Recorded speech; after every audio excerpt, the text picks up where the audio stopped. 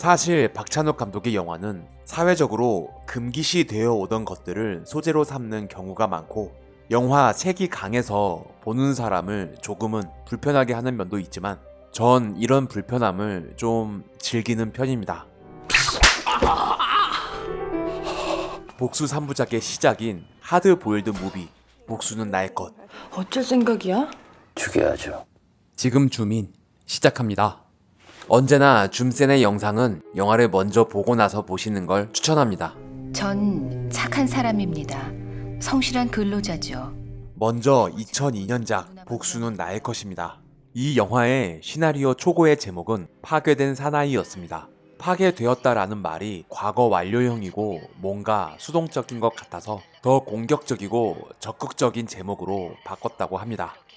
말 못하는 절 위해서 대신 누나한테 이 편지를 읽어주세요. 이 영화는 온통 아이러니로 가득 차 있습니다. 듣지도 말하지도 못하는 주인공 류는 정작 본인이 보낸 사연을 들을 수 없죠. 또한 신부전증을 앓고 있는 류의 누나가 고통으로 몸부림치며 내는 신음을 옆집에 저 아름다운 총각들은 뭐 그런 소리로 오해하며 이러고 있고 누나를 끔찍히 생각하는 동생은 누나의 고통을 모른 채 라면이나 먹고 있으므로 슬픔을 가중시키는 장면을 만들었습니다. 이 장면은 이후에 유선이 물에 빠져 죽는 위급한 상황을 류가 모르는 중요한 장면을 위한 복선으로 만든 장치입니다. 또 한 가지 주목해야 할 것은 감독이 이 영화를 소리에 목숨을 걸고 만들었다는 점입니다.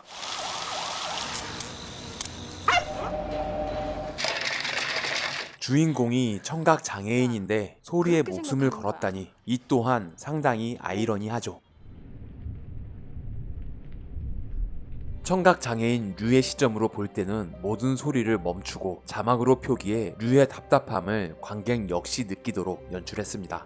감독은 이 영화의 주조색을 그린으로 잡고 조명을 설정했습니다. 또한 류가 일하는 공장 역시 기계와 바닥, 머리색까지 전부 녹색으로 설정해 체험 삶의 현장 같은 노동 현장의 리얼리티와 뭔가 비현실적이고 몽환적인 느낌이 공존하도록 만들었다고 합니다. 이후 올드보이 역시 차가운 그린을 주조색으로 잡고 따뜻한 오렌지색을 포인트로 설정해 색의 대비를 잘 이용했죠. 그리고 제가 박찬욱 감독을 좋아하는 이유 중 하나인 이상한 유머 코드가 있는데요. 이렇게 불친절하고 무거운 영화에 가끔 나오는 이런 거 또는 이런 거 이런 감독만의 스타일이 좋아서 그의 영화를 여러 번 보게 되기도 하죠. 저는 좋은데 웬만하면 코미디는 피하시는 게 좋을 것 아무런 이유 없이 공장에서 해고되는 류한범이라는 서명은 류승환 감독과 류승범 배우를 합친 이름이라고 하네요. 밀매 조직을 따라가는 장면은 일반적으로 건물의 밖에서 보는 시점이 아닌 반대로 건물 안에서 밖으로 찍어 독특한 장면을 만들었습니다. 자세히 보면 맨 뒤에 뚱뚱한 조직원이 지쳐가는 모습이 보이는데요. 이 모습을 잘 보여주고 싶어서 생각한 구도라고 하네요. 세상에는 말이야, 좋은 육이 있고 나쁜 육이 있어. 좋은 육은 부모의 협조가 필수적이지. 무정부주의자 영미의 집 역시 굉장히 아이러니하게 경찰 복장이니 수갑이니 하는 이상한 소품을 어지럽게 배치해 놨습니다. 동진의 첫 등장은 얼굴이 보이지 않다가 거꾸로 얼굴을 보여주는 것으로 좀 이상한 등장을 계획했습니다. 너무 이상해서 감독과 배우 둘 다 만족한 컷이었다고 하네요. 말도 안 되게 복수해야 할 사장의 딸 대신 동진의 딸 유선을 나갑니다. 무정부주의자인 영미가 노래를 부르는 것도 상당히 아이러니하네요. 한 아이는 해맑게 놀고 있고 범은 눈치를 보고 있는 것도 아이러니한 상황입니다. 이렇게 살벌한 표정으로 가방에게 벨트를 메어주는 스윗함, 이후에 이미 죽은 누나의 시신에 벨트를 해주는 모습으로 반복되는 설정입니다. 영화 전체적으로 같은 장면과 대사를 재활용해 여러 번 반복시켰죠. 들려주고 싶은 얘기, 듣고 싶은 곡 있으시면 저희 아가씨에서도 같은 대사를 다른 인물이 반복하도록 설정했습니다. 사기꾼이 사랑을 하나? 사기꾼이 사랑을 하나요? 나는 メなど 다들 그러던데 난 엄마만 못하다고. 綺麗私もみんな言ってたけど私姉さんほどじゃないって 너 낳고 죽을 수 있어서 운이 좋았다고. 하나도 억울하지 않다고. 너를 낳고 죽을 수 있어서 운이 좋았다고. 하나도 억울하지 않다고. 지하철역의 동진은 전등으로 얼굴을 가린 채 가방만 보이도록 설정했고 그 뒤에 영미가 동진을 따라가는 장면이 있었는데 처음 볼 때는 발견하기 힘든 디테일한 설정입니다. 버스 승객 중에 숨어 연기를 하고 있는 감독님의 깨알 출연. 누나의 죽음을 알게 된 류의 비참한 절규를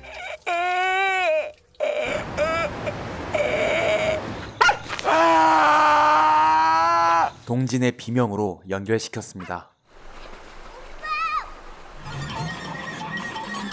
물이 너무 깊다는 기억으로 들어가지 못하는 류를 뒤로 한 채 아무렇지 않게 유선에게 다가가는 뇌성마비 청년으로 충분히 막을 수 있는 죽음이었다는 안타까움을 표현했습니다. 의도하진 않았지만 유선을 죽인 류와 딸을 잃은 동진의 교차 편집. 이 씬은 비참함은 표현해야겠는데 감정적으로 보이고 싶진 않아서 소리와 함께 풀로 빠져 롱샷을 길게 사용했다고 합니다. 나름대로 착하게 살았다고 생각합니다. 송강호 배우는 이전에 살려달라고 악을 썼다는 설정으로 몇 날 며칠을 고함을 질러 성대를 파괴시킨 후 연기했습니다. 늦은 밤 유선을 만나는 장면. 실제와 환상의 모호한 경계에 있음을 표현하기 위해 평소와 다름없는 밝은 집으로 설정했습니다. 나 수영 좀 일찍 배우고 그랬나 봐. 이 대사는 감독이 본인이 쓴 대사 중 손에 뽑을 정도의 최고의 대사라고 생각한다고 합니다. 누구의 탓도 하지 않는 유선이 진짜 착한 사람인 것 같네요. 박 사장, 나 최요. 네, 알아요, 거기. 등장인물들의 전화 릴레이. 대사들을 교차 편집해 모든 인물들이 연결되어 있음을 표현했습니다. 그 새끼들 찾으면 어쩔 생각이야? 죽여야죠. 밀매단을 찾은 영미의 옷은 한국의 혁명가 단재 신채호 선생의 초상을 이미지화해서 제작한 의상입니다. 재벌을 해체합시다. 류를 찾기 위해 영미를 잡아 무심한 듯 살벌한 고문을 시전하는 동진. 굉장히 잔인한 설정과 대비되도록 햇살이 들어오는 따뜻한 톤을 만들었습니다. 이번엔 영미의 복수를 위해 동진의 집을 찾은 류. 하지만 동진은 류의 집에서 그를 기다리고 있습니다. 더 오래 기다리는 사람이 승자가 될 것임을 암시하듯 두 인물의 비슷한 행동을 교차 편집했습니다.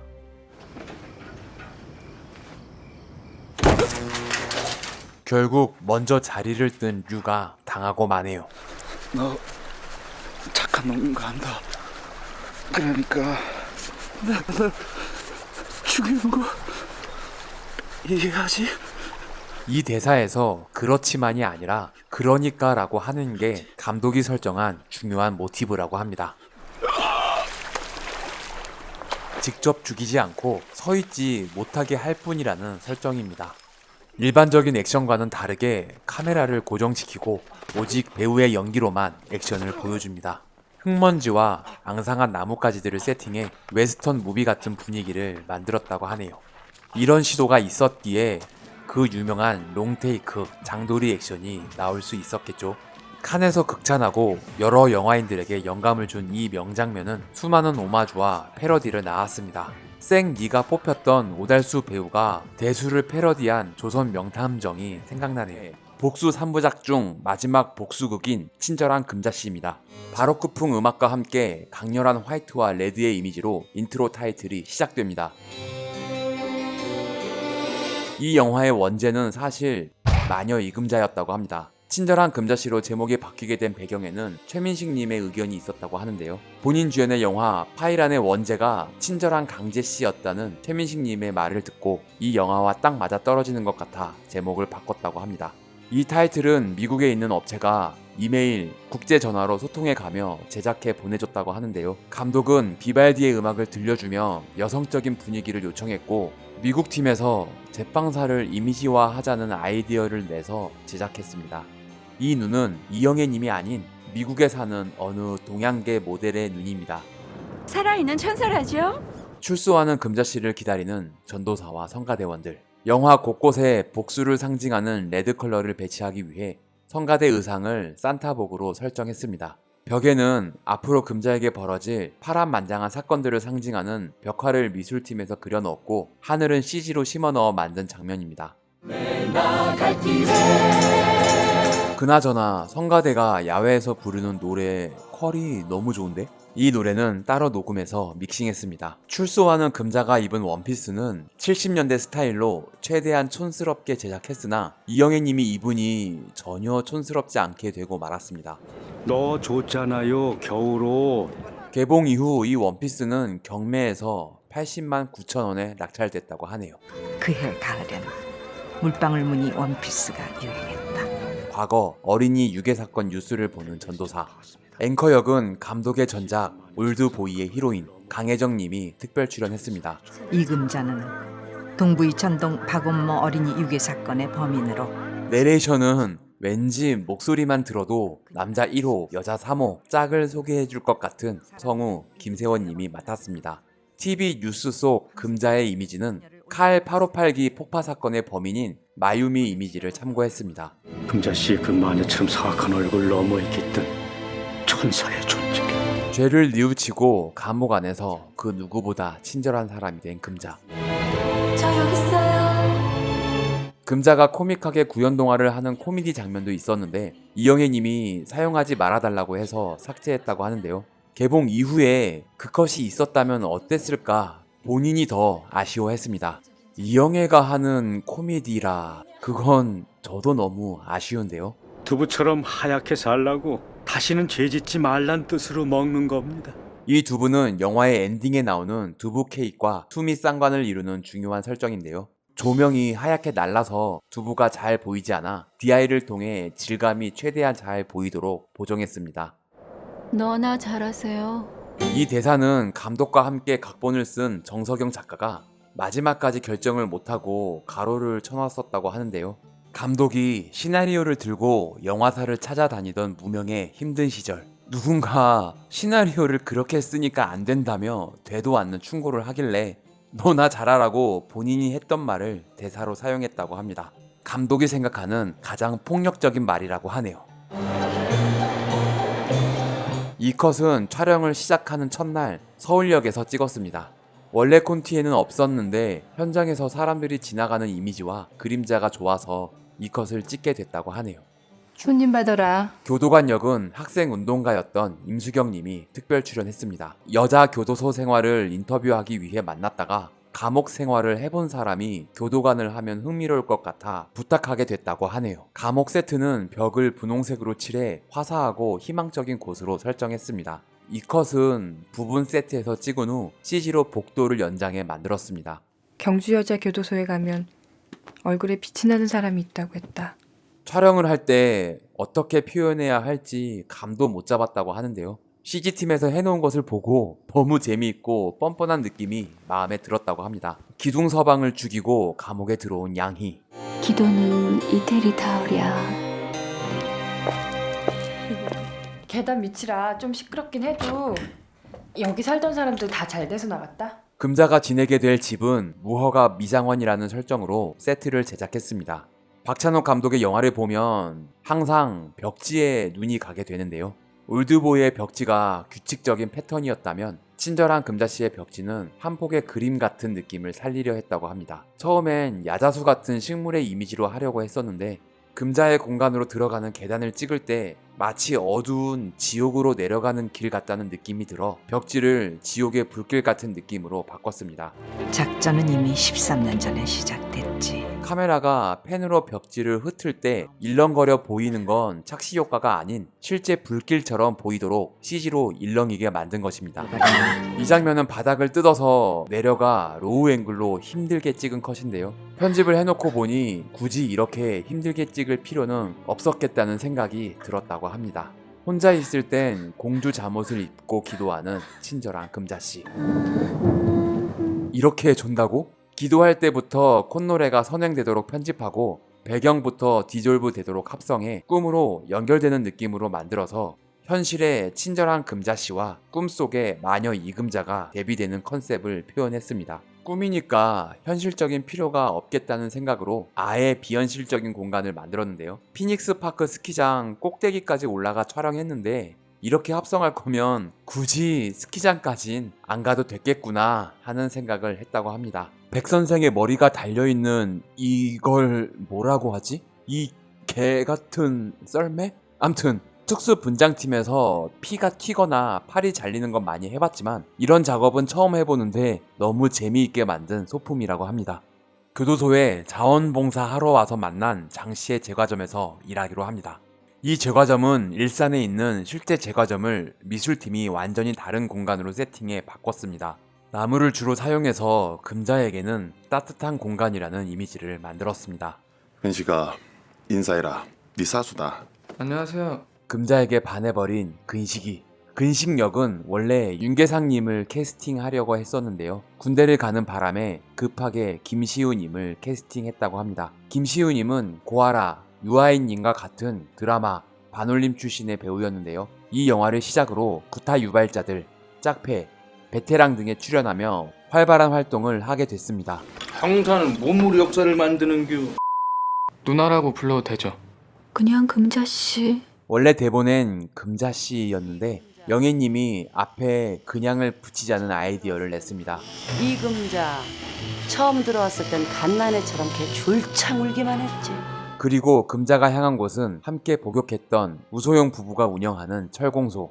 이곳은 용산에 있는 실제 부부가 운영하는 철공소에서 촬영했습니다. 이 영화는 곳곳에 한때 유행했던 블리치 바이 패스 기법으로 현상한 장면이 많은데요. 이 철공소가 가장 덕을 많이 본 씬이라고 합니다. 필름에 은 입자를 남겨 거칠고 콘트라스트가 높아지는 효과가 있는 이 현상 기법은 영화 친구, 주먹이 운다, 올드보이 등 여러 작품에 사용됐습니다. 질질 짜고 지랄이야 재수없게. 이영애님은 소영이 던진 책에 맞았어야 하는데 저걸 안 맞은 걸 아쉬워했습니다. 어떤 남자가 가르쳐준 대로 금자 씨는 힘든 일이 있을 때마다 이렇게 엎드려 심호흡을 5번 한다. 이 대사의 어떤 남자는 바로 백선생입니다.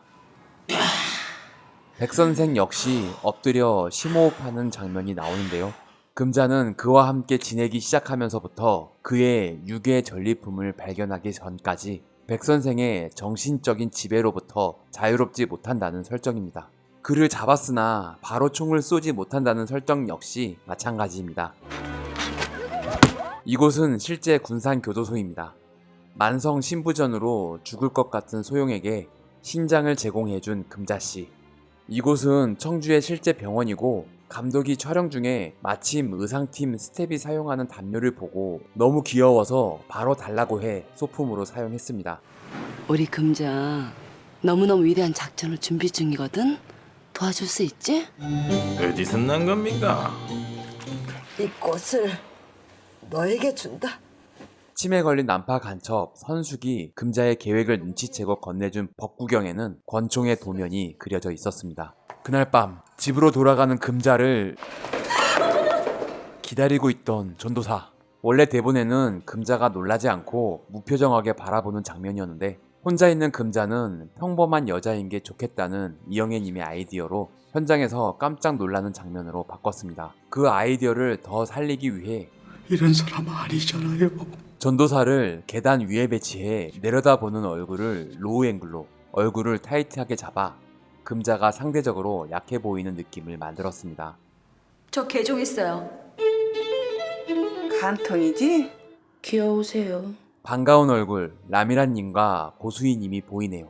당시 고수희님은 배역에 비해 나이가 너무 어려서 최대한 나이가 들어 보이도록 머리를 설정했습니다. 76년생으로 이영애님보다 5살 어립니다. 꽃뱀과 간통녀를 병적으로 싫어하는 마녀는 너무 잔인하게 수희를 괴롭힙니다. 벗기세요. 인사들 나누세요. 거사를 치르고 돌아가는 마녀를 비누칠로 쓰러뜨려 버린 금자. 남자든 여자든 교도소에서는 비누를 조심해야 하. 왜 이렇게 눈만 시뻘겋게 칠하고 다녀? 친절해 보일까? 감독은 이 씬의 분위기와 대사가 너무 마음에 들어 예고편에 사용했습니다. 그 새끼는 찾았어? 죽였어? 아직. 이 영화 전체를 아우르는 차갑고 도도한 느낌.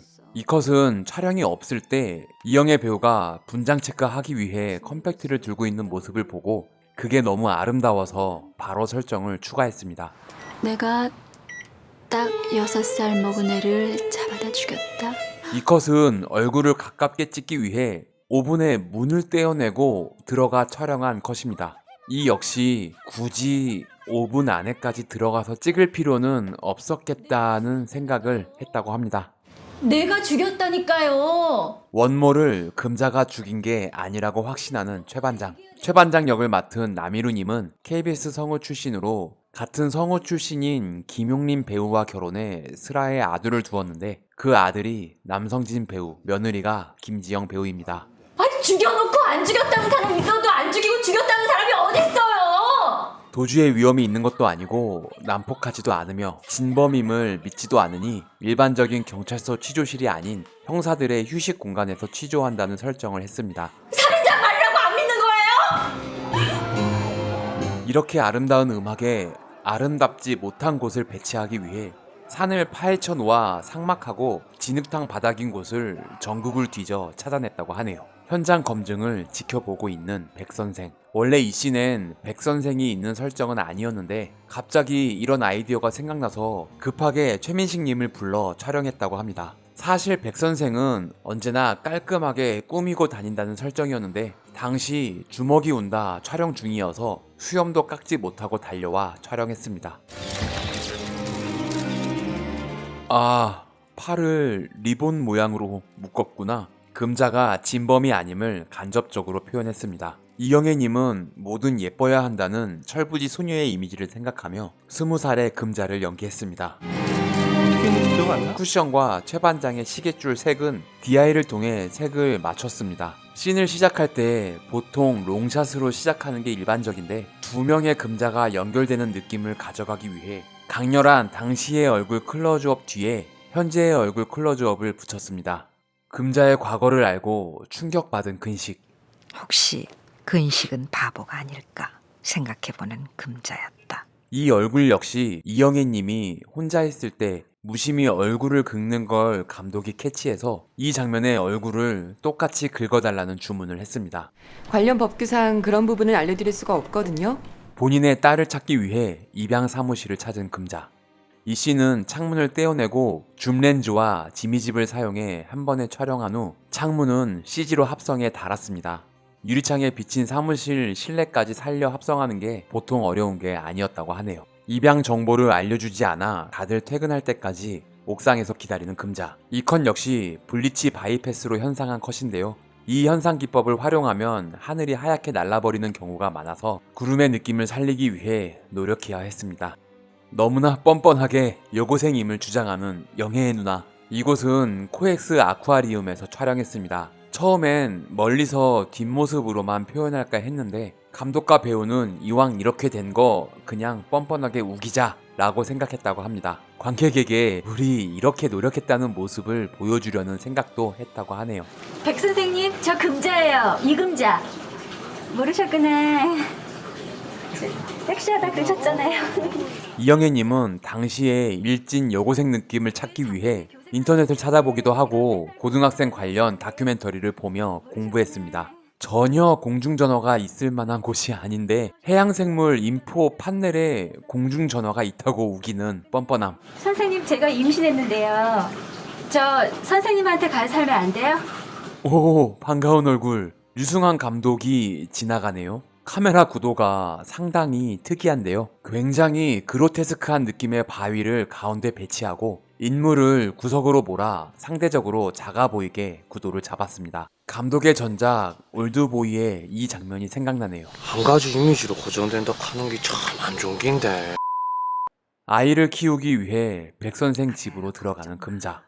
백선생 가슴의 털은 한 올 한 올 붙여 만들었습니다. 금자의 시선이 아래로 향하는 건 감독이 시키지 않았는데 이영애님이 즉흥적으로 한 연기입니다. 이 연기와 연결지어 근시기화 할 때에도 시선을 아래로 향하는 연기를 추가했습니다. 모두가 퇴근한 입양 사무실로 들어가기 위해 줄을 타는 금자. 촬영 감독은 직접 할 필요 없다고 했지만 이영애 님이 직접 하겠다며 5층 높이에 실제로 매달리는 열정을 보였습니다. 이 컷은 블루매트에서 찍은 후 청주시청에서 찍은 컷과 합성했습니다. 본인의 딸이 호주로 입양된 사실을 확인한 금자. 실제 권혜영 양의 어린 시절 사진을 캥거루와 합성해 만든 사진입니다. 이 컷은 조르주 드라투르의 그림을 모티브로 만든 컷입니다. 이 컷이 별거 아닌 것처럼 보이지만 이 영화에서 가장 힘들었던 CG 분량이라고 합니다. 창에 비친 촬영 스태프들과 카메라를 전부 지웠다고 하네요. 가불 좀 해주세요. 가불은 불가. 감독 본인이 쓴 대사 중 가장 좋아하는 박찬욱식 농담입니다. 이 대사를 쓰고 얼마나 뿌듯하고 좋아했는지 모른다고 하네요. 이영애님은 영화를 위해 달수 형님과 함께 제빵 기술을 정말 열심히 배웠다고 하는데요. 많이 쓰이진 않았지만 이 한 컷을 보고 배우길 잘했다는 생각을 했다고 합니다. 3개월치요. 계좌번호요. 금자의 기가 막힌 실력 때문에 가불을 해줄 수밖에 없는 장씨. 죄를 지었다. 지었으면 반성하고. 한 장소인데 마주 앉은 두 사람이 다른 분위기에 있도록 설정했습니다. 신문을 보고 있는 건 이영애 배우가 한 설정입니다. 너 내가 섹시하다고 생각하니? 역시나 주가 되는 컬러, 빨간 구두와 빨간색 슬립. 하세요. 원래 스토리보드에는 금자가 감정이 없는 표정으로 하는 정사씬이 있었는데 감독은 관객의 상상을 제한하는 것 같아 안 찍었다고 합니다. 아마 찍었어도 안 썼을 것 같다고 하는데요. 관객의 입장에선 좀 아쉬운데 감독은 이 영화를 보고 관객이 여러 가지 상상을 하길 원했습니다. 금자가 전도사와 장씨를 어떻게 꼬셨는지, 금자와 교도소장과의 관계 등 설정이 있었지만 관객의 상상에 맡기기로 했습니다. 그러니까 유괴범이 유괴범 아이를 유괴한 거야. 유괴한 원모를 죽이고 딸을 볼모로 협박해 금자에게 뒤집어 씌운 백선생. 이 씨는 원래 컷을 나눠서 촬영하기로 했었는데 현장에서 롱테이크로 가기로 결정했습니다. 이렇게 긴 씬을 카메라 워킹에 맞게 대사를 치느라 밤샘 촬영이 됐다고 하네요. 근식에게 집을 부탁하고 딸을 만나기 위해 호주로 날아가는 금자입니다. 이곳은 호주의 쿠마입니다. 감독이 내셔널 지오그래픽의 사진을 본 적이 있는데 그 비슷한 곳을 찾아볼까 했지만 당연히 국내에선 찾을 수 없어서 그때 봤던 그 사진의 장소로 갔다고 합니다. 사진에 쓰여 있긴 했지만 쿠마라는 곳이 너무 넓어서 이곳을 찾아내기가 힘들었다고 하네요. 입양된 금자의 친딸 제니. 나이에 비해 아이가 좀 큰 것 같은데요. 촬영 중에도 폭풍 성장을 했다고 하네요. 너무 잘 먹어서 굶기려고까지 생각했지만 커가는 아이의 성장을 막을 수는 없었죠. 이 영화 이후 권예영, 커스틴 권양은 잘 자라서 미 육군에 입대한 후 주한유엔군 사령부 의장대에서 선인 참모로 근무 중이라고 합니다. Hello, I'm 리금자 from Korea. 한글 자막을 영어 어순으로 넣는 센스. I need a smoke. 사실 제니의 양부모는 왕년의 히피였다는 설정으로 뭔가 탈사회적인 느낌적인 느낌의 공간을 찾으려 했지만 결국 찾지 못하고 평범한 집을 캐스팅하게 됐습니다. 이 고양이는 호주 현지에서 캐스팅한 고양이입니다. 세상 어떤 사람과도 가까워질 수 있는 마성의 친화력. 감독이 시킨 적 없는데 갑자기 이영애 배우가 엉덩이 춤을 춰서 너무 좋았다고 합니다. Can you take me to Seoul? 금자 씨? No! Yes. No! Yes. 안 돼! 친모를 따라 서울로 가기 위해 과격한 방법을 선택한 제니. 금자 씨는 아직도 백 선생이 가르쳐준 호흡법으로 숨을 쉽니다. 제니가 결국 성공했네요. 이 옆모습은 콘티엔 없던 컷인데 B캠으로 찍은 예비 컷이 느낌이 좋아 사용했습니다. 대포 같은 소리가 날 겁니다. 우소용 부부에게 부탁한 총이 완성됐네요. 예뻐야 돼. 뭐든지 예쁜 게 좋아. 손잡이에 은으로 만든 문양은 확실히 정해진 이미지는 없지만 복수의 여신 에리니스라는 설정으로 이미지화해 제작했습니다. 이효 사거리가 짧으이 싹 붙어야 됩니다. 총구가 양 옆으로 있고 장전을 따로 해야 하는 게 인상적인데요. 총기 전문가와 밀리터리 동호회의 자문을 얻어 실제 가능한 총을 제작했다고 합니다. 주말은 가족과 함께 멍멍이도 데리고, 그쵸? 다음 날 강아지 한 마리 데리고 소풍을 가는 엄마와 딸, 그리고 근식. 강아지가 너무 귀여운데?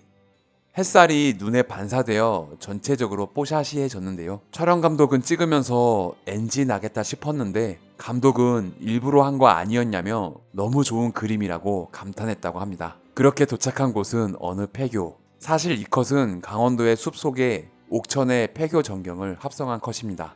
복수의 정점을 찍게 될 이곳이 바로 옥천의 대원분교입니다. 전국에 폐교란 폐교는 전부 다녀서 찾아낸 곳이라고 하네요. 오빠.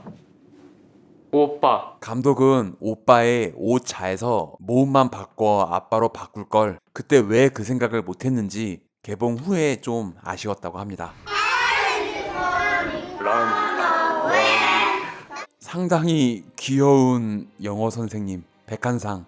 넥타이의 고양이와 생선으로 백 선생의 이미지를 간접적으로 표현했습니다. 겉과 속이 완벽히 다른 악마 같은 사이코패스 백 선생. 백 선생은 요트를 사기 위해 돈을 아껴 쓴다는 설정으로 검소하지만 꼼꼼히 관리가 잘 된 집을 세트로 만들었습니다. 절대 밥은 네가 사면 안 된다. 주방, 거실, 서재를 일자로 연결해 서재에서 집 전체를 볼 수 있는 구조로 만들었다고 하는데요. 거실과 서재는 금자의 공간과 보색을 이루는 그린톤으로 만들었습니다. 영화에 보이지 않는 수납 공간까지 꼼꼼히 만들었다고 하네요. 금자와 함께 복역했던 박희정은 백선생과 결혼해 함께 살고 있습니다. 불륜과 꽃뱀을 미친 듯이 싫어하는 마녀. 발바닥이 얼마나 가려운 데인 줄 알아? 자는 동안 모기를 뚫지 못한 이정을 괴롭힙니다. 7살이나 많은 언니를 이렇게 패버리는 고수이 배우. 보는 감독이 안타까워할 정도로 인정사정 없이 진짜 때렸습니다. 이 모습을 보고만 있을 수 없는 금자. 이곳은 청주 KTNG 제조창입니다. 약도 많이 먹고 3년에 걸쳐 마녀의 밥에 락스를 타 먹인 친절한 금자씨. 이곳은 부산의 한 병원인데요. 이런 무시무시한 일이 일어난다는 사실과 대비되도록 밝고 화사하고 희망적인 느낌까지 들도록 공간 조명을 쳤습니다. 빨리 죽어.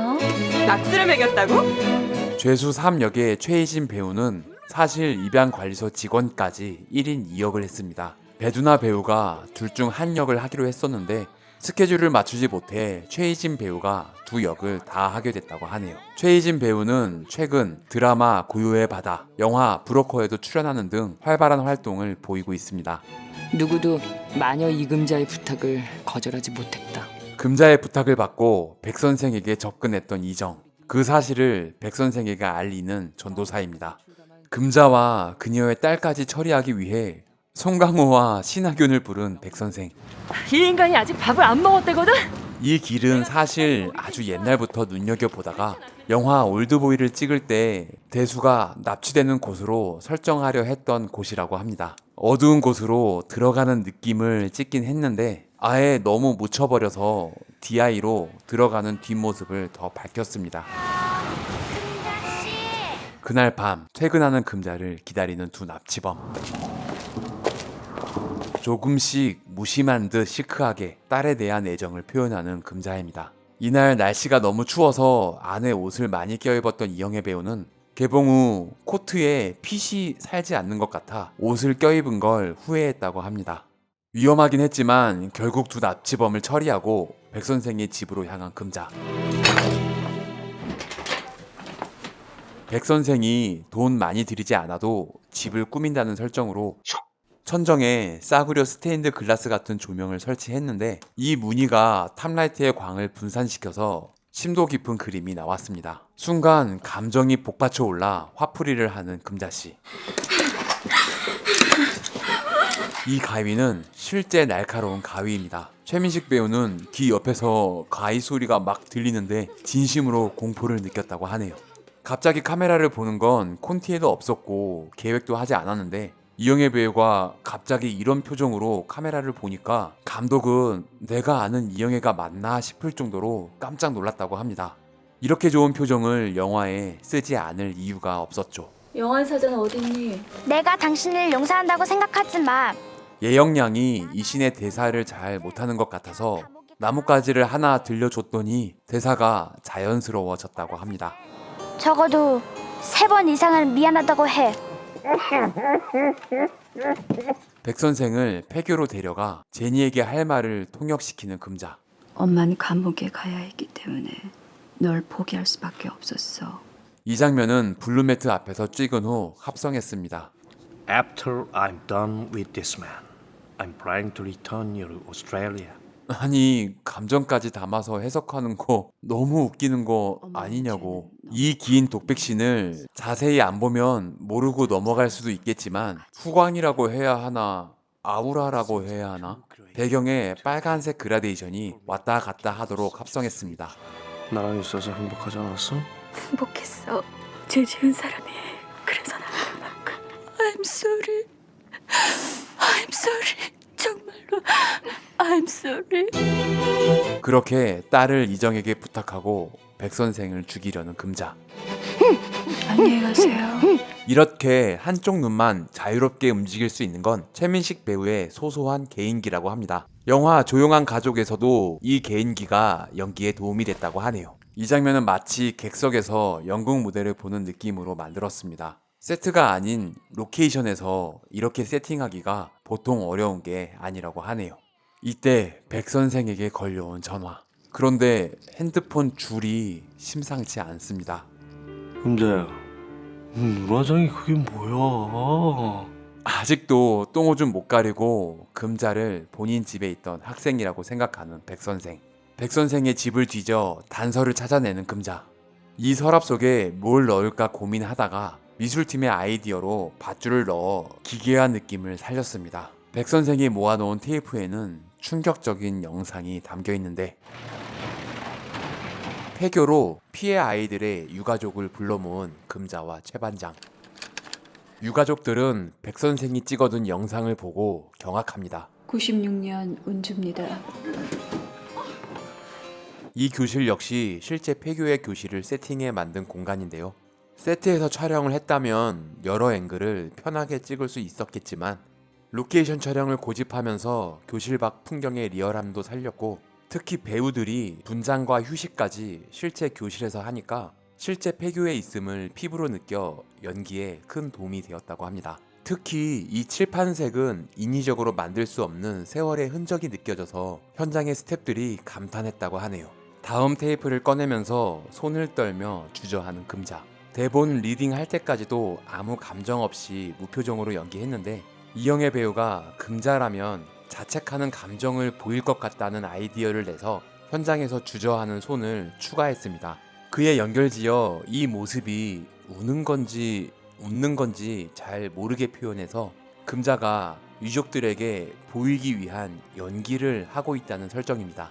이영애 배우는 금자의 심리 상태를 모호하게 표현해 관객도 잘 몰라서 보는 사람마다 해석이 다르길 바랬다고 하네요. 비디오로 찍어놓고 곧바로 죽이곤 했습니다. 이 컷은 콘티에는 없던 B캠으로 예비로 찍어둔 컷을 사용했습니다. 그럼 도대체 그 돈을 다 갖다 뭐 했대요? 이 컷을 자세히 보면 포커스가 불안불안한데요.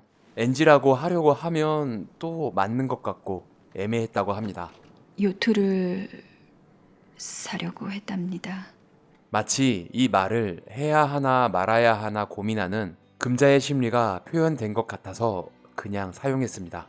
정석영 작가는 백선생이 왜 그렇게 돈을 모았을까 하는 설정을 정하지 못했다고 하는데요. 감독이 돈이 필요한데 무슨 이유가 있냐며 그냥 요트 사려고 했다고 하라며 툭 던졌는데 이 대사가 혹시 모를 악인에게 가는 동정을 다 차단해버리고 유족들이 백선생을 죽이는 충분한 이유를 만들어주는 것 같아 그대로 설정했다고 합니다.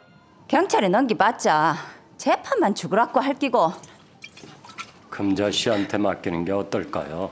이 장면부터 카메라 워킹이 역동적으로 바뀝니다.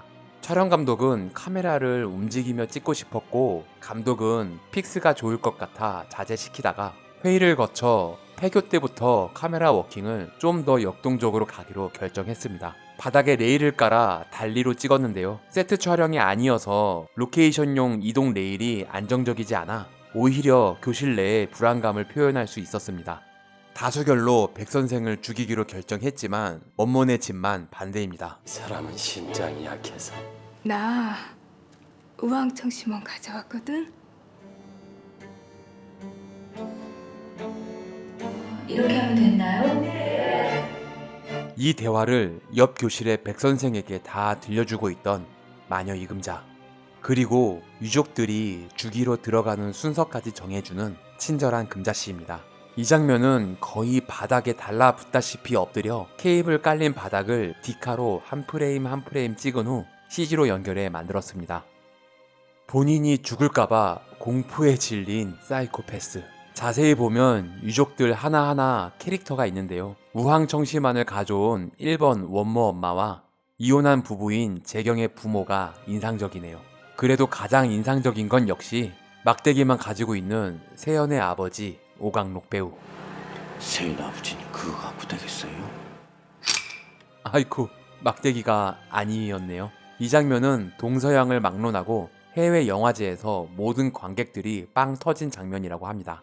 백 선생의 처형이 이루어지는 옆 교실. 처음엔 백열등을 설치할 예정이었는데 형광등을 눕혀놓는 것으로 바꿨습니다.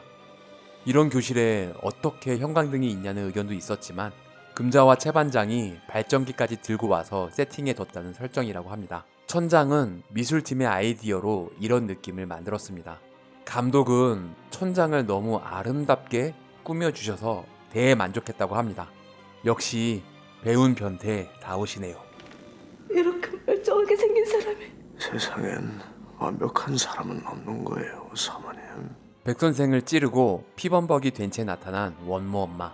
감독은 이 장면이 이 영화의 메인 이미지였다고 말합니다. 이 영화는 시네마스코프 사이즈인 2.35대 1로 넓게 찍었는데요. 인물들이 좌우로 꽉 차게 찍기 위해 이 컷만 세트를 만들어 찍을까 하다가 현장에서 10mm 렌즈로 카메라와의 거리를 해결했다고 합니다. 당시 이 사이즈의 영화를 지원하지 않는 극장에서는 좌우가 잘려 상영되는 경우도 많았고, 우리가 흔히 알고 있는 비디오 테이프인 VHS는 SD여서 무조건 좌우가 잘리기 때문에 항상 양 옆에 여백을 두고 찍어야 하는 걸 알았지만 감독은 꽉 차게 인물이 늘어선 이미지를 포기할 수 없어서 여백 없이 찍었습니다. 감독의 처음 의도대로 이 장면은 컬러가 거의 빠진 흑백 화면임을 감안해 인물들의 의상은 채도가 빠지고 명암을 살릴 수 있는 의상을 세팅했습니다. 다 같이 비닐 옷을 입고 있는 게 인상적인데요. 안이 비치는 비닐 옷을 입고 같은 목표를 가진 사람이라는 획일화된 느낌을 살렸습니다. 그중 도도한 은주 할머니만은 이들과 같은 옷을 입는 걸 거부했다는 설정입니다. 칼을 회수하는 최반장. 의도한 건 아닌데 끈적한 피와 장갑이 늘러붙어 쫙 소리가 나서 감독은 너무 좋았다고 합니다. 이칸 닫고 죽으나가 살아 돌아오는 건 아니잖아요. 아무리 사이코패스라도 이건 정말 무섭겠네요. 그리고 당장 이 새끼 죽이겠다는 세연 아빠. 네가 끝이 아니잖아. 은주 할머니도 계시니까. 뒷사람을 생각하는 아름다운 마음. 고인 피에 안경이 떠있는 건 콘티엔 없었는데 우연히 발견하고 찍은 컷입니다. 이 장면이 흑백으로 계획했던 걸 컬러를 살리기로 결정하게 된 큰 이유였다고 합니다. 찍혀있는 색이 너무 아름답다는 생각이 들어 아까웠다고 하네요. 이때 모은 피로 다 같이 케이크를 만들어 먹었다는 해석이 있었는데요. 감독은 절대 아니라고, 전혀 그럴 의도는 없었다고 합니다. 본인은 그런 사람이 아니라고 하네요. 이 장면은 폐교를 크레인으로 높은 데서 찍고 이후에 같은 사이즈로 눈이 많이 온 빈 공간에 문만 설치해 찍은 후 합성했습니다. 문에서 나오는 사람들은 사실 스태프들입니다. 뒷정리부터 손발이 척척 맞는 유족들. 금자가 주도했지만 마치 유족들이 금자를 따돌리는 느낌을 만들어 금자의 외로움을 표현했습니다. 금자가 입은 의상의 포인트는 깃을 세워 얼굴을 가릴 수 있게 만드는 것이었습니다. 이영애 배우는 이렇게 추운 날 따뜻해서 좋았다고 하네요. 도대체 이런 연기는 어떻게 하는 건지. 감독은 영화 피아니스트의 이자벨 위페르의 연기를 참고하고 이영애 배우를 처음 만날 때부터 기쁜 건지 슬픈 건지 후회하는 건지 모를 표정을 연습해달라고 부탁했다고 합니다. 그 어려운 것을 이렇게 해내는 이영애 배우. 그리고 오늘을 아이들의 생일로 정해 축하하는 유족들. 생일 축하합니다. 밤에 보는 빵집은 낮에 보던 것과는 전혀 달라 보이도록 세팅했습니다. 이게 그 절대 피로 만든 게 아니라는 문제의 케이크인데요. 접시까지 시럽으로 만들어 다 먹어도 되는 케이크라고 하네요. 생일이라고 치지 뭐. 돈은 계좌로 넣어주나요? 그렇지. 돈이 중요하지. 아니 그래도 너무한 거 아니냐고. 불란서에서는 이렇게 말이 끊어질 때는 천사가 지나가는 거라고 그러던데. 이 씬은 화면에 포커스가 맞는 영역을 자유롭게 조절이 가능한 시프트 렌즈를 활용해 촬영했습니다. 모든 걸 이룬 것 같은 금자의 표정. 이영애 배우는 금자가 다른 사람들과 동떨어진 여기에 없는 사람이다 라는 느낌으로 연기했습니다. 주인공이 아닌 것처럼 마치 유령 같은 느낌을 가졌다고 합니다. 눈 오는 갑네. 이 장면을 찍을 때 실제로 눈이 내리기도 해서 곤란했다고 합니다. 더 좋을 거라고 생각할 수도 있겠지만 눈을 뿌리고 있는데 진짜 눈이 와버리면 화면에 연결을 맞추기 어렵기 때문에 제발 눈이 그쳐주길 바랬다고 하네요. 이젠 빨간 눈을 지우는 금자. 벽의 패턴이 인상적인데요. 나무로 만들었지만 벽돌이 쌓인 느낌을 살려서 금자가 사는 집의 벽돌과 빵집의 벽돌, 폐교에 벗겨진 벽에 보이는 벽돌과 연결 지었습니다. 신에게 거역한다는 느낌으로 바벨탑을 쌓는 이미지를 생각한 미술 감독의 아이디어입니다. 원모의 구슬입니다. 이 담배 연기로 코끼리나 동물 모양을 만들어 보기도 했는데 당시 연기로 모양을 만드는 CG가 너무 오래 걸려서 쓸데없이 힘들이지 않기로 하고 과감히 삭제했습니다. 뭐야? 아이쿠, 원모가 커서 봄날은 간다의 커플이 여기서 제외했네요. 성장한 원모의 알 수 없는 표정. 라면 먹을래요? 원모의 담배 연기에 깬 제니. 금자가 제니를 찾으러 한국으로 온 양부모를 가스로 살해했다는 오해도 있었지만 감독은 아무 죄 없는 사람을 왜 죽이냐고 이번에도 본인은 그런 사람이 아님을 강조했습니다. 혹시 오해를 할까봐 숨소리 오디오 레벨을 더 높였다고 하네요. 우성우성으로 술기를. 빨간 구두 아가씨 노래를 부르는 근식. 김시우 배우에게는 이 노래가 익숙하지 않아서 너무 못 불렀다고 하는데요. 얼마나 한데. 촬영 이후 정말 열심히 연습해서 부른 곡을 후시로 입혔습니다. 혼자서 가네. 복수를 이루었지만 그토록 원했던 영혼의 구원을 얻지 못한 금자. Be white, live white, like this. 영화의 도입부에 나왔던 두부와 숨이 쌍관을 이루는 두부 케이크. 이 눈은 가짜 눈입니다. 옛날 올드보이를 찍을 때 뉴질랜드에서도 가짜 눈을 쓴 적이 있었지만 그때는 너무 가짜 티가 나고 열악했는데 한국은 눈이 피부에 닿아서 녹는 느낌까지 정말 똑같이 만들어내는 기술력을 가지고 있다고 하네요. You too. More white. 이 음악은 스페인 민요 엄마 엄마 날 울리지 말아요 라는 곡입니다. 감독이 옛날부터 모녀가 나오는 장면에 꼭 써야겠다고 생각해 오던 곡이라고 하네요. 영화가 끝나고 올라가는 크레디트에도 차별점을 줬습니다. 등장하는 순서대로 이름이 올라갑니다. 당신은 날 죽여도 후회 살려도 후회야. 에밀 졸라의 소설 때레즈 락갱을 모티브로 만든 박찬욱 감독의 영화 박쥐입니다. 문을 열고 상연이 들어오면서 영화가 시작됩니다.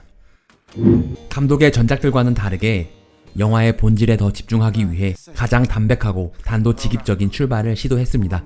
하나님이 기억하실라나요? 한없이 착한 척하는 저 가증스러운 표정의 송강호 배우. 송강호 배우를 잘 아는 감독은 이 표정이 그렇게 웃길 수가 없다고 합니다. 당근이죠. 이곳은 세트로 제작한 곳이고 이 계단은 대구의 계명대입니다. 그리고 이곳은 대구의 또 다른 성당이고요. 심장 마사지 할 줄 아시죠? 송강호 배우가 연기에 너무 몰입한 나머지 소동수 배우의 갈비뼈에 실제로 실금이 갔다고 합니다. 그 연구소에서 무슨 일이 벌어지는지 아는 사람이 아무도 없어요. 이곳은 실제 수도원이 섭외는 애초에 불가능하다고 판단을 해서 대구의 계명대학교 캠퍼스에서 촬영을 했습니다. 사람 살리는 일을 하고 싶어요. 환우 여러분께 제대로 인사 못 드리고 떠나 죄송합니다. 비행기 내부는 아시아나 항공에서 제공한 승무원 실습용 세트입니다. 아프리카의 임마누엘 연구소는 사실 호주입니다. 이 간판만 한국에서 제작해 가져가서 부착을 하고 찍은 것입니다. 실내는 파주의 세트에서 촬영을 했습니다. First, blister start to form at the limbs. Then around the lips, eyelid, inside the nose. 상현은 이렇게 무서운 바이러스의 백신 연구 실험에 참여합니다. 이 간호사는 사실 파주 영어마을의 남아공 출신 영어 교사인데 PD가 파주의 술집에서 즉석으로 캐스팅했다고 합니다. 사실 완벽한 네이티브 스피커인데 영어를 잘 못하는 것처럼 발음을 해달라는 감독의 요청을 기가 막히게 잘 소화했습니다. 이 곡은 바흐 칸타타 82번 D단조입니다. 이 영화 전체적인 BGM은 상현의 리코더와 연결지어서 목관 악기로 연주한 음악을 주로 사용했습니다. 감독은 송강호 배우의 연주가 마음에 들지 않아 촬영을 중단시키고 며칠 뒤에 다시 찍자고 했더니 송강호 배우는 그게 미안했는지 다음 촬영 땐 완벽할 만큼 엄청난 연습을 해왔다고 하네요. Heure du décès, 15h31. 살이 썩어가는 나 혼자처럼 모두가 저를 그런데 죽은 상현이 갑자기 기도문을 읊조립니다. 50명의 피실험자 중 유일하게 살아남은 상현은 아픈 자들의 희망과 같은 존재가 되어 있었습니다. 이곳은 수도원의 정문 같은 곳을 끝내 찾지 못하고 강원도 홍천에 이런 계단을 찾아내 문만 설치해 촬영을 했습니다. 반가운 얼굴, 황우슬의 배우가 보이네요. 효성 씨만 없어지면 의사 생활 좀 더 할만할 것 같고. 감독은 이 의사가 어떤 인물인지를 보여주고 싶어서 확장판에 의사의 고해성사 장면을 추가했습니다. 상현은 의사가 이런 인물이었음을 알고 이후에 태주의 먹잇감으로 이 의사를 선택합니다. 어쩌다 그런 헛소문이 났는지 참. 자신에게 기도를 청하는 사람들이 부담스러운 것처럼 말하지만 치유됐다는 분도 있긴 합니다만 마음속 깊이에서는 본인의 능력을 은근히 인정하는 상현입니다. 500명 중에 살아오신 신부님이세요? 50명인데 저희가 암에 걸렸어요. 저한테 이러시면 안 돼요. 안 된다고 하면서도 결국 기도를 해주러 간 상현. 혹시 부산 살지 않으셨어요? 라부이는 어릴 적 친구인 강우의 어머니였습니다. 이제 보니까 알겠다 얘. 그리고 여기서 강우의 아내 태주를 만나게 되죠. 극중 태주의 이름은 원작의 주인공 때레즈에서 따왔고 라부이는 낙갱에서 따왔습니다. 또한 라부인에는 태양신 라의 이미지를 담았는데 영화의 엔딩에 떠오르는 해를 보며 사라져가는 태주와 상현을 지켜보는 인물이라는 이미지를 담은 것입니다. 현상현이라는 이름은 앞으로 읽거나 뒤로 읽거나 뜻이 통한다는 회문을 통해 주인공의 운명을 담았습니다. 강우라는 이름은 원작의 카미유와 비슷하게 지은 이름입니다. 들어가면 동생이 부끄럼 타서 막 뛰어나가고 그랬는데 상현에게 태주의 첫 이미지는 부끄럼 타는 동생이었는데 난 부끄럼 타는 사람 아니에요. 나중에 태주는 본인이 그런 사람이 아니라고 말합니다. 이후 뱀파이어가 되고 나서도 난 하나도 부끄럽지 않아. 흡혈을 하는 본인을 부끄러워하지 않는 태주입니다. 행복 한복이라는 간판은 감독님 아내분의 아이디어입니다. 내 친구 신부님. 이 강우의 집은 일본식 적산 가옥의 느낌으로 세트를 제작했습니다. 일본식 가옥에서 중국 게임인 마작을 하고 보드카를 마시는데 흘러나오는 음악은 또 한국식 뽕짝이죠. 이러한 요소들이 서로 충돌하면서 기묘한 느낌을 살리고 있습니다.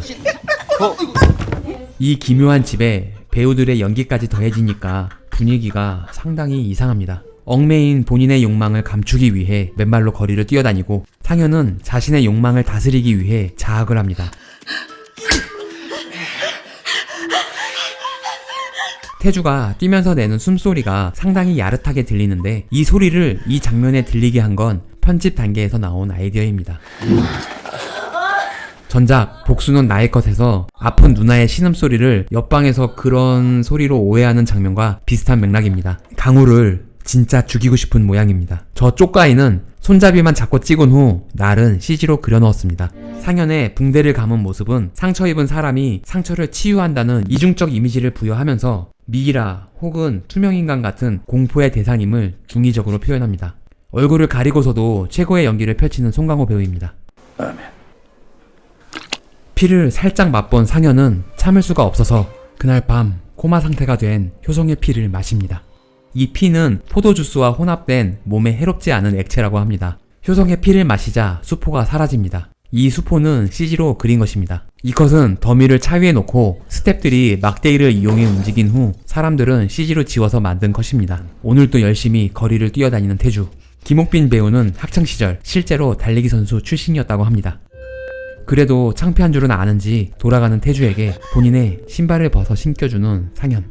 이 로맨틱한 씬은 모든 스태프들이 반대했지만 감독이 우겨서 넣은 시퀀스입니다. 감독은 송강호 배우의 짝눈을 강조하기 위해 포커스를 일부러 옮기며 왜곡시켰습니다. 일종의 전염병인데 어떻게 없는데요? 키스로 전염된 게 아니라는 건 확실해요. 나 태어나서 한 번도 키스해본 적이 없으니까. 당시 20년이 넘는 송강호 배우의 연기 인생 중 처음으로 해본 키스씬이라고 합니다. 태주야! 나 핫백! 그렇게 하다 말고 태주는 가버리고 상현도 터덜터덜 날아서 올라갑니다. 보통의 상업영화에선 날아가거나 뛰는 장면은 밑에서 오르는 방향을 향해 찍는 경우가 대부분인데 이 영화는 기본적으로 전락에 대한 영화이기에 뛰어오르는 쾌감을 절제하기 위해 부감해서 촬영을 했습니다. 마치 떨어지는 장면 같기도 하네요. 앉으니까 흥분이 되네. 알아, 하는 거. 나 잘해. 욕망에 대한 조바심이 생긴 태주와 상현인데 다음 수요일까지 어떻게 참을지. 그럼 일요일에도 뭘까 우리? 아주 그냥 불들이 붙었구만. 붙었어. 주위 사람들은 영문도 모른 채 이 둘의 사랑에 동조를 하는 것 같습니다. 아직은 노신부를 의지하는지 죄를 고백하는 상현. 이 장면은 확장판에 추가된 장면입니다. 이곳은 부산 전포동의 한 재개발 지구입니다. 병원 같은데 봉사활동을 좀 다녀볼까 해요. 바이탈 쌓이는 문제가 생기지 않는 한은 밤에 여기 올 사람 없어요. 아우, 아무리 코마 상태인 사람이라도 사람이 옆에 있는데 그것도 부활절에 신부님이 막 태주가 까먹는 부활절 계란은 어떤 의미로는 껍질을 까고 새로 태어난다는 의미이면서 동시에 계란 디자인에 태양의 이미지를 담으면서 이 두 사람의 파멸을 암시했습니다.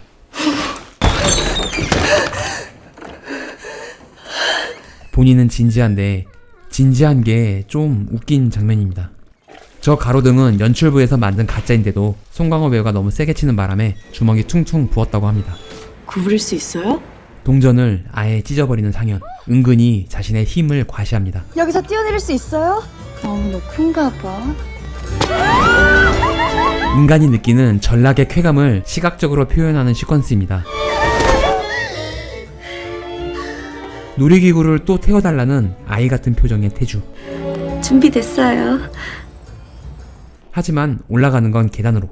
전락한 인간이 다시 올라가는 건 힘들다는 표현 같기도 하네요. 이 장면은 두 사람 다 와이어를 묶어 올라가는 연기를 했습니다. 송강호 배우는 김옥빈 배우가 무거운 게 아닌데 이때 감량을 엄청나게 해서 몸에 힘이 하나도 없었다고 합니다.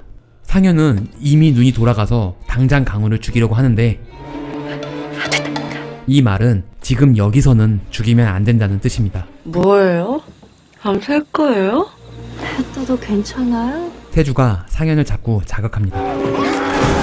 이 씬을 찍을 때 물속에 숨 쉴 수 있는 탱크를 만들어 놓고 배우들은 그 안에 있다가 큐 사인이 나오면 올라왔다고 합니다. 보통 이런 장면은 수중 촬영을 해서 물속을 인서트로 넣기도 하는데 감독은 물속을 보여주지 않는 편이 낫다고 생각했습니다. 이거 말하면 우리 행복해질까? 물론이지, 바보야! 사람 죽여놓고 아주 꼴값들을 떨고 있네요. 이 경찰서는 형사의 캐릭터 설명을 위해 확장판에 추가된 장면입니다. 극장판에서는 이 장면이 없어서 이후에 태주가 죽이는 게 형사임을 모르는 관객이 많았습니다. 태주 씨께 비유합니다. 강호가 술을 좀 마신 상태였다고 말해두었으니 태주 씨도 참고인 조사받을 때 소주 한 병이라고 정하나소서. 박찬욱 감독은 관객이 웃어야 할지 말아야 할지 애매한 농담 같은 연출을 자주 하는 편인데 이 씬은 본인도 너무 심한 농담이 아닐까 하는 걱정을 했다고 합니다. 하지만 배우의 연기를 보고 바로 걱정이 사라졌다고 하네요. 물론 송강호이기에 가능한 연기죠. 감독은 저 자개장처럼 이 집을 온통 자개로 꾸미고 싶었는데 자개가 좀 비싸서 많이 쓰지는 못하고 화분이나 액자 등 구석구석 소품에 사용했습니다. 생각을 말아야지. 이 둘이 집중을 하지 못하게 하는 것은 바로 내면의 죄책감. 죽은 강우가 이 둘을 계속 찾아옵니다. 독특한 벽지와 침구의 패턴, 돌덩어리를 통해 태주와 상현의 공포감과 제의식을 극적으로 표현하고 있습니다. 이거 다 환상인 거 알지? 그럼요. 심리적인 거죠? 특히 벽지가 젖은 느낌이 마치 물속에 있는 것 같기도 한데요. 감독은 그동안 영화에서 만든 벽지 중에 이 벽지를 가장 좋아한다고 합니다. 이 영화는 물이 피보다 진한 것 같다는 평을 듣기도 했는데 감독은 실제로 피는 다른 영화보다 좀 더 투명하고 맑은 느낌으로 만들고 반대로 물은 점도를 더해서 살짝 끈적하게 만들었습니다. 이런 문양의 한복을 대체 왜 파는지 모르겠지만 그로테스크한 문양이 독특해서 이 의상을 골랐습니다. 김혜숙 배우는 가만히 있으면 된다고 해서 편할 거라고 생각을 했는데 눈을 깜빡이지 않는 것이 너무 고통스러웠다고 합니다. 오빠는 나한테 손 한 번 안 댔는데. 아, 됐다.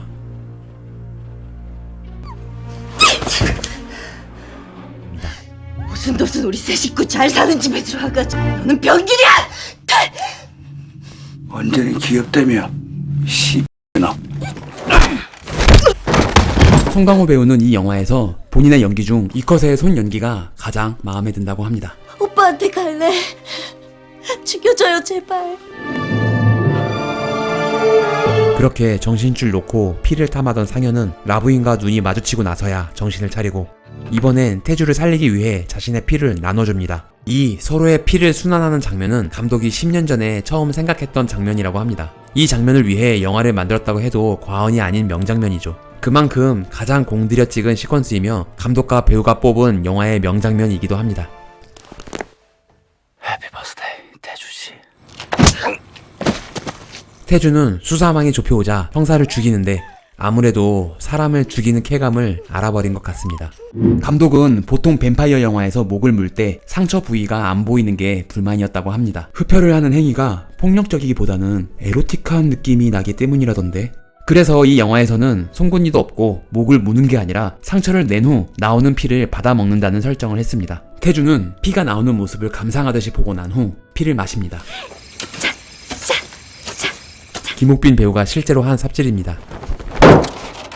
난 하나도 부끄럽지 않아! 자꾸 인간적으로 생각하지 마. 인간도 아니면서.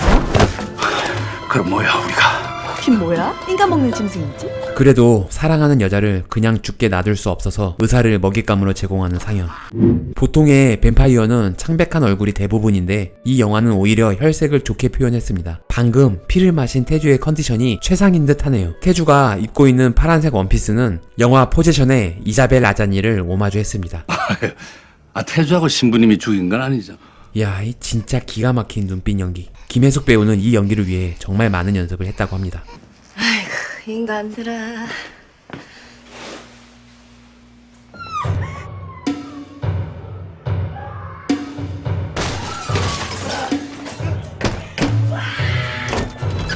이 씬에 나오는 효과음은 모두 음악의 일부가 되도록 연출했습니다. 태주를 데리고 어디론가 떠나는데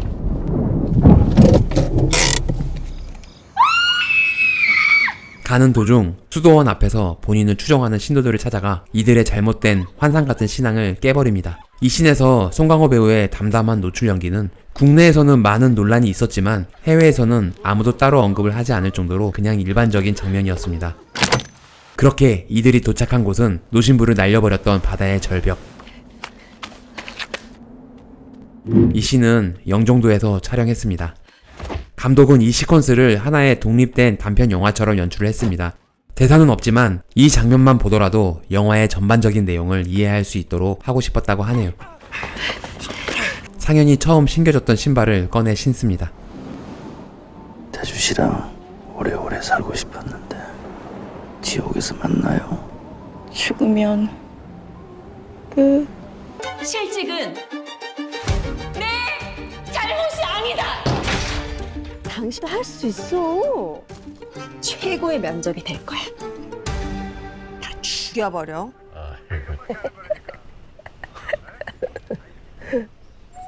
죽여버려.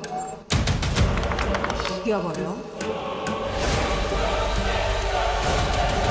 당신이 사라져야 내가 살아. 어쩔 수가 없다. 어쩔 수가 없다. 대한민국 최고의 대감독 배운 변태 박찬욱의 유머 감각이 폭발했습니다. 아직도 이 영화를 못 보셨다면 이번 추석 때 꼭 보시라는 강추의 말씀 드리면서 가장 완벽한 블랙 코미디 어쩔 수가 없다. 주민 시작합니다. 내 면접은 있잖아. 정말 힘든 그런 면접이야.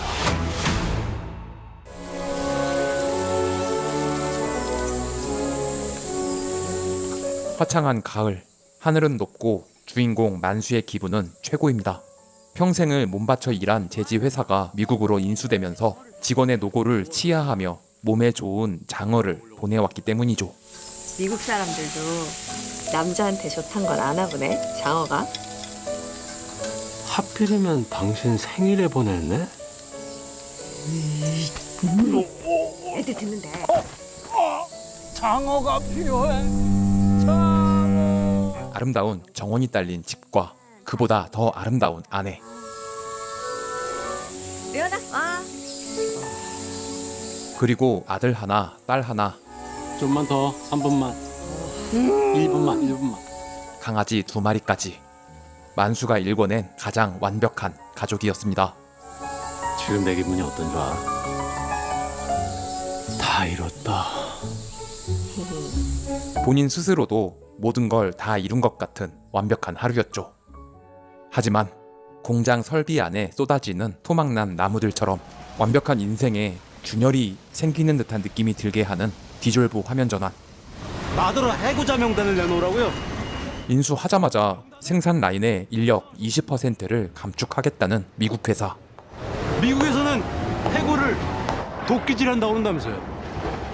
한국에선 뭐라 그러는지 아세요? 넌 뭐하지야? 생산 라인 관리자 만수는 함께 일해왔던 동료를 위해 미국인에게 퍼부어줄 일장 연설을 준비하는데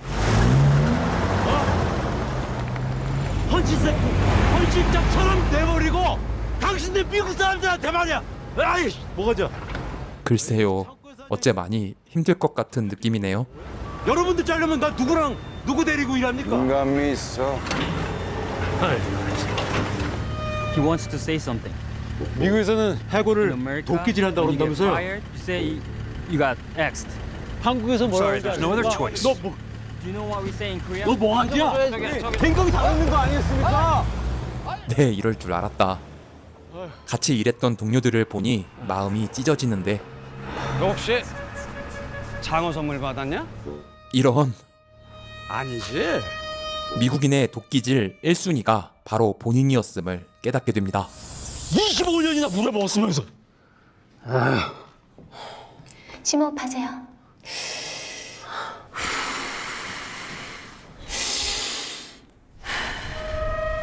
실직은 내가 하고 싶어서 한 게 아니다. 사랑하는 내가 그거를 내가 새 길을 찾는 동안 온 마음을 알지지 않다. 심리 상담 받고 용기를 내서 아내에게 이 비보를 전하고 그동안 잠도 잘 못 잤겠구만. 당신 울어? 당신도 할 수 있어. 그럼. 아내의 응원에 힘입어 후배가 다니는 회사 파피루스에 면접을 보러 갑니다. 그야말로 압박 면접. 지금 이런 질문을 잘 파악을 좀 못하시는 것 같은데. 아니, 물론 파악했고요. 估计的话请说一下你的 실례가 안 缺点是什么 된다면 당신의 단점이 뭔지 말해줄 수 있습니까? 싫은데요? 에헤이. 라고 말하지 못하는 성격. 이게 가장 저의 큰 단점입니다. 조졌네. 3개월 안에 취직을 하겠다는 만수의 계획은 실패하고 똑 부러지는 아내 미리는 특단의 조치를 취합니다. 지금 이 순간부터 비상 상황이라는 사실을 직시해 줬으면 해. 여기 적힌 것들 자제하기, 아빠 취직할 때까지. 리원이 레슨 빼고 필수적이지 않는 것들은 당분간 포기. 예를 들면 내 차. 당신 차는 작은 걸로 바꾸고. 그리고 우리 집.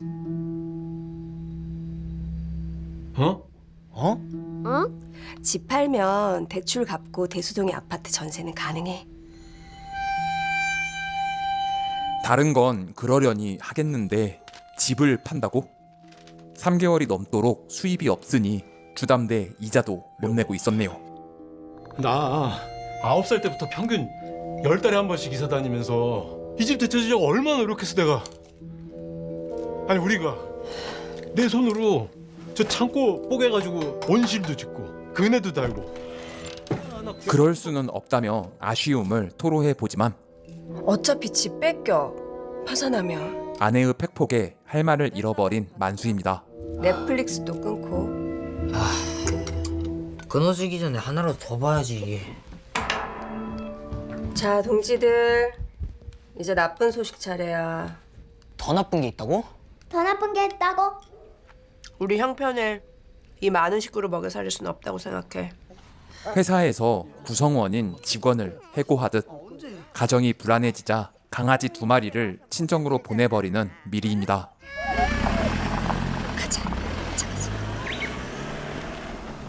만수가 꼭 들어가고 싶은 업체는 최근 일본으로 진출해 제일 잘 나가는 회사가 된 문제지. 나 잠깐만요. 미안. 나오세요. 미안합니다. 하지만 문제지엔 특수부 라인 반장 최선출이 자리를 지키고 있습니다. 쪽팔린 줄 아는 인간이 남 똥 싸고 오줌 싸는데 와서 뭐 하는 짓이오? 흔히 제지회사가 숲을 막 없애고 그런다고 하시는 분들이 있는데 그거 아니거든요. 종이 만드는 나무는 따로 키워서 베고 거기 또 심어서 키우고 베고 그러거든요. 그렇구나. 그뿐만이 아니고요. 재생이라는 게 있어요. 폐지를 모아가지고 리사이클하고. 우리나라가 종이 재생 최선진국이거든요. 무한 재생. 무한 재생. 우리 남편에 비하면 영. 무한대라 이거야 무한대. 이 인간 벼락 같은 거 안 만나? 비 오는 날 뾰족한 우산 쓰고 가다가. 아내가 별 생각 없이 던진 시덥잖은 농담에 만수의 눈빛이 순간 반짝입니다.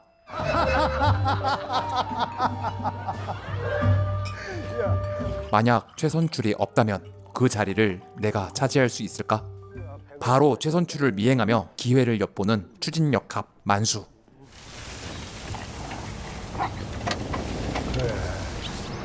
어? 여보. 이거는 좀 작고 이 정도는 돼야 확실하겠죠? 아니. 그런데 잠깐. 지금 이 양반이 죽는다고 본인이 그 자리에 들어갈 거라는 보장이 없다는 걸 깨달은 만수.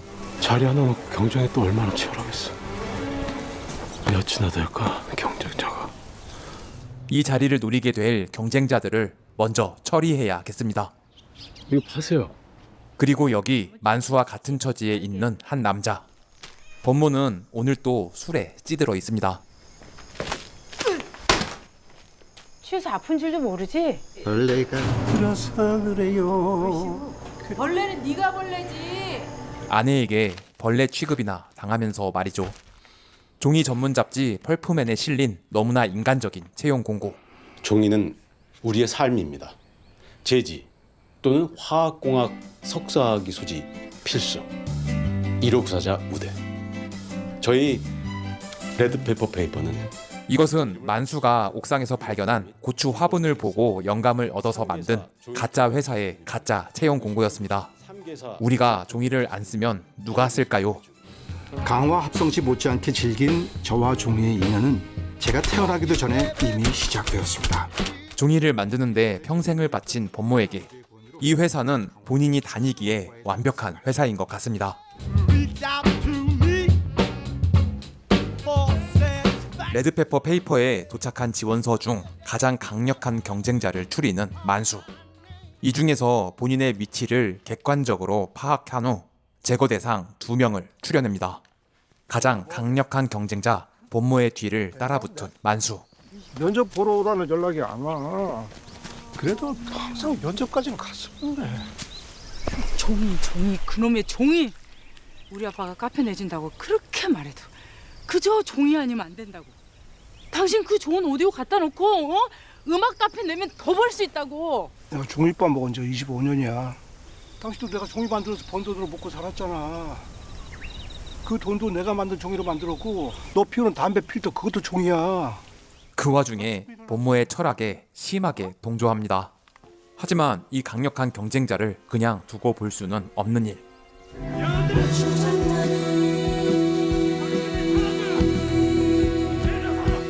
이 영화 최고의 명장면 고추 잠자리 씬이 펼쳐집니다.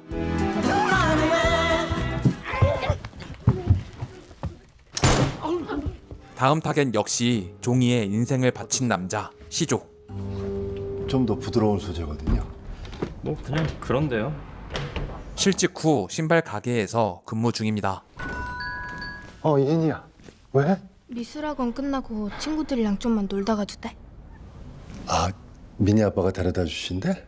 응. 이것도 아닌 것 같아요. 아, 잠깐만요. 그의 딸을 보니 또 마음이 흔들리는 만수입니다. 어쩔 수가 없다.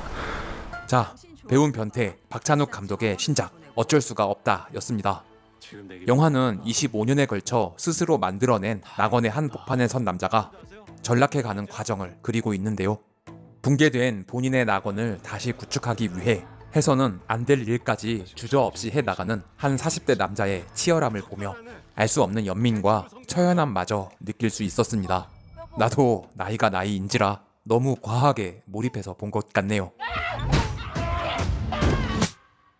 역시 박찬욱이라는 말이 나올 수밖에 없는 연출력, 디테일한 암시와 아름다운 미장센, 아름다운 음악과 배우들의 완벽한 연기가 어우러져 정말 완벽한 블랙 코미디가 나온 것 같습니다. 특히 손예진과 염혜란의 그 묘한 연기의 디테일을 보고 있으면 행복감이 느껴질 정도로 좋았던 것 같네요. 당신도 할 수 있어. 그럼 최고의 면접이 될 거야. 다 죽여버려. 혼자 다 짊어지려고 하지 마. 정전된 날 밤 피웠나? 아라씨 입술은 최상급 옷가무 두습자지보다 부드럽습니다. 종이 그놈의 종이. 나도 니네 그 잘난 재직기계랑 똑같아. 방치하면 고장난다고. 회사가 만수를 잘라내기 전에 장어를 보내주는데 그의 아들이 이게 뱀이냐고 묻는 장면이 있죠. 뱀이야? 뱀은 이 맛 안 나지. 엄마는 뱀은 이런 맛 안 난다며 부인했지만 사실상 회사가 보낸 건 선물을 가장한 뱀이 맞았습니다. 이후 만수가 산에서 범모를 쫓다가 진짜 뱀에 물리는 장면과 연결되는 게 재미있게 느껴졌습니다. 뱀에 물린 만수를 그가 살해하려는 범모의 부인 아라가 구해주려 하는데 그 행동이 사실은 전혀 도움이 되지 않는 잘못된 응급처치였다는 아이러니. 지금까지 봐왔던 박찬욱식 유머 중에 가장 재미있는 장면이 아닐까 하는 생각이 들었습니다. 아니 그보다 염혜란 누나 왜 이렇게 섹시해? 이 영화를 보면서 봉준호 감독의 기생충을 봤을 때의 느낌을 지울 수 없었습니다. 부잣집에 숨어들어 살고 있는 하층민들이 서로 치열하게 싸우는 것처럼 회사에서 해고당한 만수의 범죄 대상은 본인을 해고한 고용주 측이 아닌 같은 처지에 처해진 부직 경쟁자라는 점이 인상적이었죠. 이는 감독의 전작 복수는 나의 것에서 펼쳐진 복수극과는 반대되는 설정 같지만 역시나 결이 같은 영화라는 것이 흥미로웠습니다. 공장에서 해고당한 후 고용주 앞에서 항의하며 자해를 하는 팽기사와 주인공 류가 본인을 해고한 고용주와 함께 있었다는 이유로 사실상 전혀 알지 못하는 다른 회사의 사장 딸을 유괴한다는 설정은 노동자들의 분노가 같은 노동자가 아닌 고용주를 향해 있다는 점이 다르지만 영화를 관통하는 아이러니는 결이 같은 것 같습니다. 어쩔 수가 없다. 사실은 다 어쩔 수가 있지만 반복해서 나오는 어쩔 수가 없다라는 대사는 동진이 딸의 복수를 위해 류를 죽이기 전 하는 대사와 비슷하죠. 너 착한 놈인 거 안다. 그러니까 내가 널 죽이는 거 이해하지? 나무를 희생시켜 종이를 만드는 직업을 가진 만수가 무늬목 폰 케이스를 사용하고 온실에서 분재를 만드는 취미를 가진 것도 상당히 아이러니컬합니다. 만수가 재취업하기 위해 죽여야 하는 사람은 3명으로 추려집니다. 파피루스 면접에 참여했던 경쟁자 범모와 시조, 그리고 문제지에 멀쩡히 잘 다니고 있던 선출. 민수는 마치 셀이 완전체가 되기 위해 적을 흡수하는 것처럼 사건을 벌일 때마다 조금씩 성장하는 느낌을 줍니다. 첫 번째 타겟인 범모를 죽이기 위해 면밀히 관찰하던 만수는 범모와 그의 아내와의 관계를 지켜보며 본인과 아내의 관계를 투영시킵니다. 범모가 치킨을 먹으며 말했던 것처럼 만수 역시 입에 치킨 기름을 묻히고 윤활제니 뭐니 범모가 아내에게 했던 말을 본인의 아내에게 그대로 반복하죠.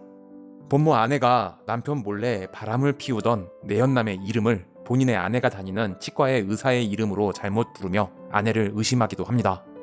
범모에게서 아내와의 관계를 투영시켰다면 다음 타겟인 시조에게서는 딸과의 관계를 투영시키게 됩니다.